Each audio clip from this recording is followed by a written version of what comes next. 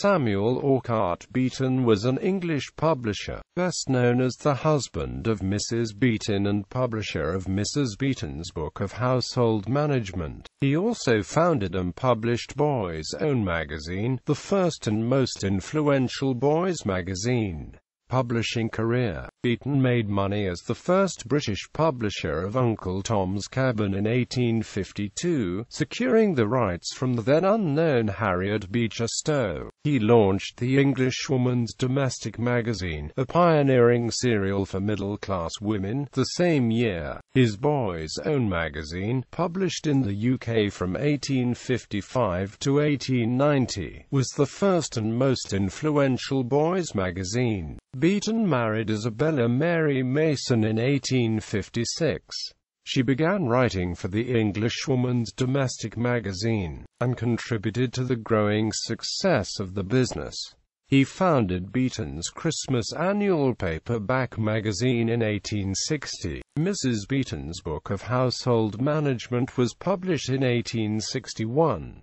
Beeton followed it with a series of other self-help textbooks, including Beeton's Book of Needlework, Beeton's Dictionary of Geography, Beeton's Book of Birds, Beeton's Book of Poultry and Domestic Animals, Beeton's Book of Home Pets, Beeton's Book of Anecdote, Wit and Humor, Beeton's Dictionary of Natural History, and others. He also produced an edition of the works of Francis Bacon.